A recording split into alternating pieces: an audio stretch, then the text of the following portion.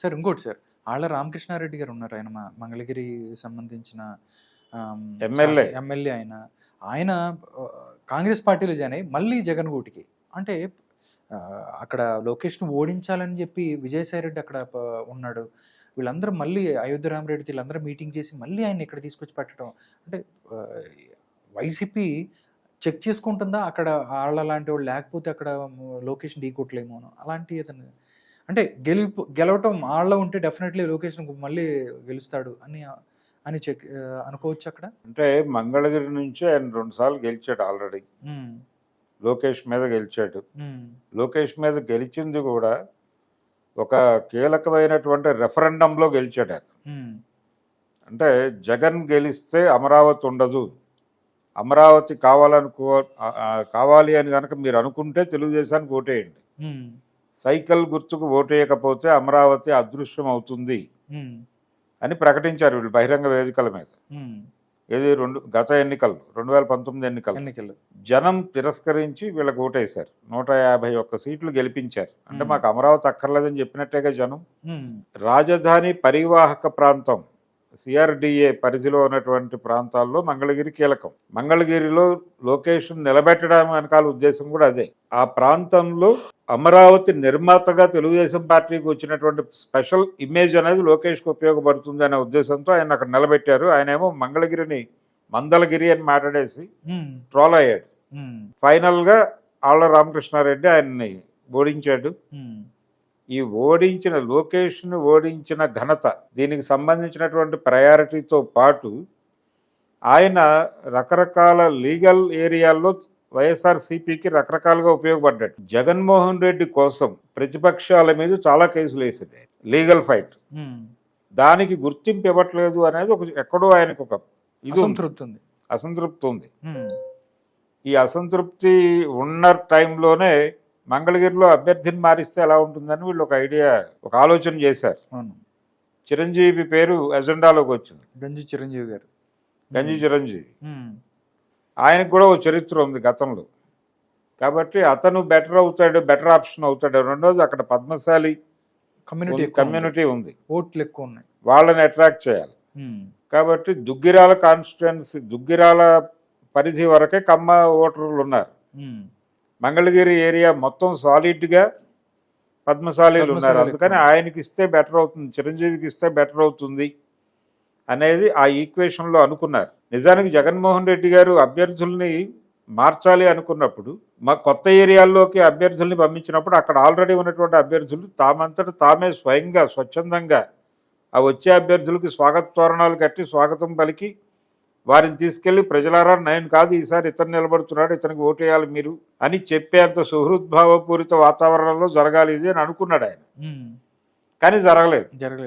ఆ జరగకపోవడంతో పాటు ఎప్పుడైతే చిరంజీవిని వీళ్ళు నియోజకవర్గ ఇన్ఛార్జ్ అని ప్రకటించారో ఆయన గాయపడి వెళ్ళిపోవాలనుకుంటూ ఒక మాట చెప్పాడు, నేను వైఎస్ రాజశేఖర రెడ్డి గారి అనుయాయిని, కొడుకుతో నాకు అన్యాయం జరిగింది కాబట్టి కూతురు దగ్గరికి వెళుతున్నాను, అక్కడ నాకు న్యాయం జరుగుతుందని భావిస్తున్నాను అన్నాడు.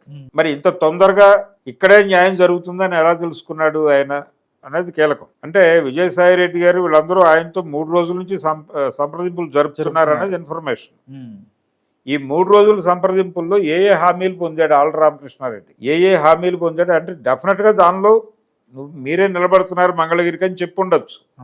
ఇది మాత్రమే కాదు, ఇంకా చాలా హామీలు పొందుంటాడు ఆయన. తెలిస్తే మంత్రి పదవి అలాంటివి ఏదైనా కావచ్చు. ఒక బలమైనటువంటి హామీ లభించిన తరువాతే ఆయన కాంగ్రెస్ పార్టీ నుంచి మళ్ళీ ఇటు తిప్పాడు. అంటే ప్రయోజనాలు ముఖ్యం, ప్రజల ప్రయోజనాలు కాదు, వ్యక్తిగత ప్రయోజనాలు అవి ఇబ్బంది పడకుండా సాధించుకోవటం కోసం ఏం చేయటానికైనా ప్రజాప్రతినిధులు సిద్ధంగా ఉన్నారు, నగ్నంగా ఉన్నారు అనడానికి ఆళ్ల రామకృష్ణారెడ్డి ఉదంతం ఒక ఉదాహరణ. ఇది ఎవరికైనా జరుగుతుంది. ఇప్పుడు చంద్రబాబు నాయుడు గారు కూడా పార్టీ అధిష్టానం గనక ఆదేశిస్తే పిల్లనిచ్చిన మామ మీద పోటీ చేయడానికి నాకు ఏ అభ్యంతరమూ లేదన్నాడు కాంగ్రెస్ పార్టీలో ఉండగా. సరే చేస్తే మంచిదే అన్నారు తెలుగుదేశం వాళ్ళు, కానీ ఆయన చేయలే. చంద్రగిరి నుంచి పోటీ చేసి ఓడిపోయాడు తెలుగుదేశం పార్టీ అభ్యర్థి చేతులు. అప్పటి వరకు మాట్లాడినటువంటి మాటలన్నీ వెనక్కి వెళ్ళిపోయినాయి వీళ్ళు పవర్లోకి వచ్చాక. ఇమ్మీడియట్ గా ఆయన తెలుగుదేశం పార్టీలో ఎలా చేరాలి అనేది ప్రోగ్రామ్ సెట్ చేసుకున్నాడు. ఇప్పుడు వైఎస్ రాజశేఖర రెడ్డి, చంద్రబాబు ఒకేసారి ప్రయాణం ప్రారంభించారు పొలిటికల్గా కాంగ్రెస్ పార్టీలోనే. ఆయన ఆవుదూడ కాంగ్రెస్ నుంచి గెలిస్తే ఈయన హస్తం కాంగ్రెస్ నుంచి గెలిచాడు. ఒకేసారి అసెంబ్లీలోకి ప్రవేశించారు. తర్వాత అన్ని కాంగ్రెస్లు కలిసిపోయినా ఆవుదూడ అంతర్ధానం అయిపోయి హస్తంగా ఆవిర్భవించింది. ఓకే. ఈ మొత్తం ఎపిసోడ్లో కాంగ్రెస్ నంటి పెట్టుకుని ఉన్నాడు ఆయన రాజశేఖర రెడ్డి. ఈయన ఎప్పుడైతే టీడీపీ గెలిచిందో ఇమ్మీడియట్గా తవ్వకం ప్రారంభించి అటు వెళ్ళిపోయి ఎన్టీ రామారావు గారిని తొలగించి తాను ముఖ్యమంత్రి అయ్యేదాకా ఆయన ప్రస్థానం కొనసాగింది. ఆయన ప్రస్థానం విజయవంతంగా కొనసాగింది. ఇలా చెయ్యని వాడెవడు అంటే రాజకీయాల్లో వ్యక్తిగత ప్రయోజనాల కోసం ఇప్పుడు ఆళ్ల రామకృష్ణారెడ్డి ఎలాగైతే అటొక జంపు అంటే బయటకు వెళ్ళిన తర్వాతే తన ప్రాధాన్యత పార్టీ గుర్తించింది అనుకుంటాడు ఆయన. గుర్తించి సిట్టింగ్కి పిలిచినప్పుడు ఆయనకు కావాల్సినవేవో ఆయన ప్రయోజనాలు ఇప్పుడు మొదట సెటిల్ చేసి ఉంటే ఆయనకి ఇక్కడ దాకా వచ్చేది కాదు. ఇలాంటి బెదిరింపులు, బ్లాక్మెయిల్ రాజకీయాలు కూడా చేస్తారు. తప్పదు, ఇది అనివార్యం. అందరూ చేసిన వాళ్ళే, వీళ్ళు వాళ్ళు అని కాదు. అందులో భాగంగానే ఇప్పుడు ఆయన ఏ ప్రయోజనాలు పొందాడు, ఏ హామీలు పొందాడు, ఏ పదవులు అతనికి వాళ్ళు మేము ఇస్తామని చెప్పి హామీ ఇచ్చారు అనేది కీలకం. అది దాని మీద రేపు ఎల్లుండో సినిమా మొదలవుతుంది. కాంగ్రెస్ పార్టీ నుంచి షర్మిల గారే బహిరంగ వేదిక మీద మాట్లాడచ్చు.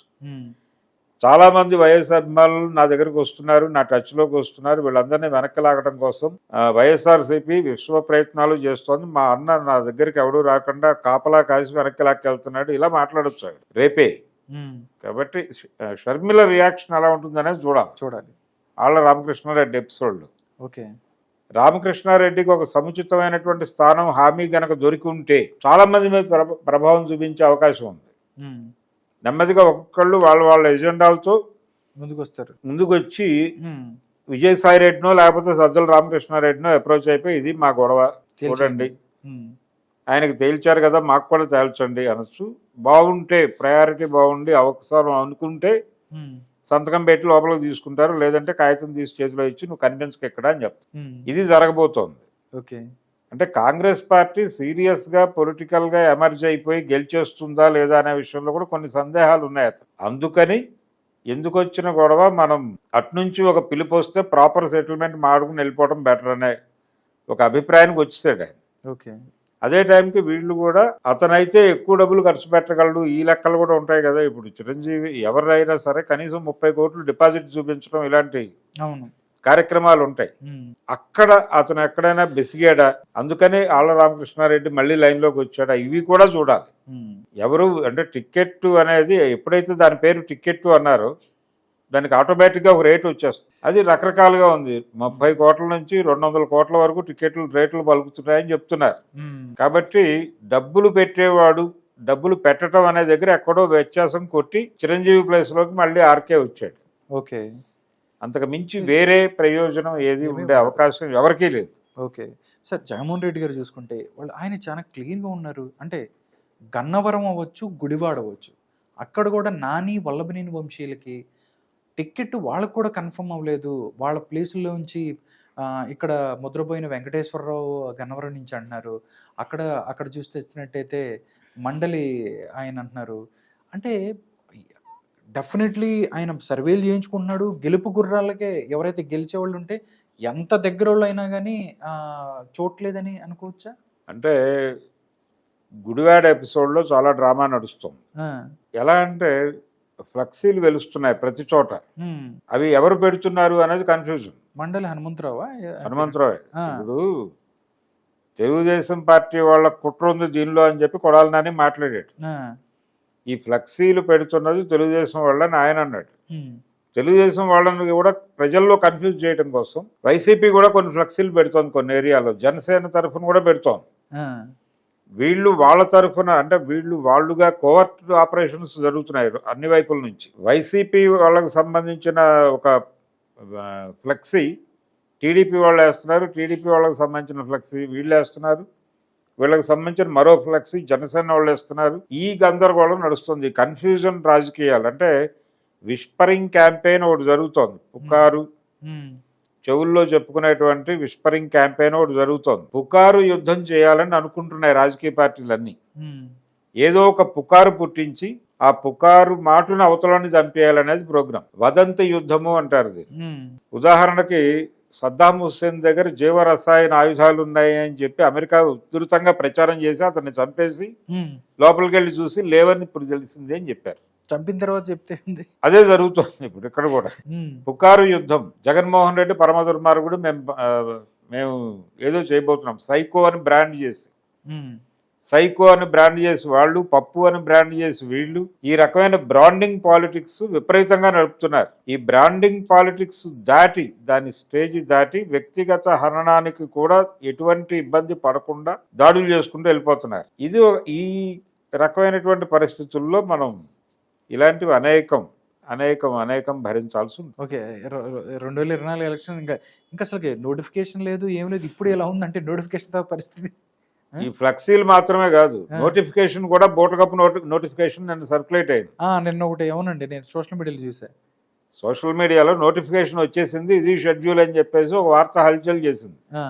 చాలా మంది కంగారు పడ్డారు. అభ్యర్థులు ఇంకా మనకి ఇదేంటి, మన నామినేషన్ కాగితాలు ఎక్కడున్నాయని చెప్పి వెతుక్కుని పరిగెట్టిన వాళ్ళు కూడా ఉన్నారు.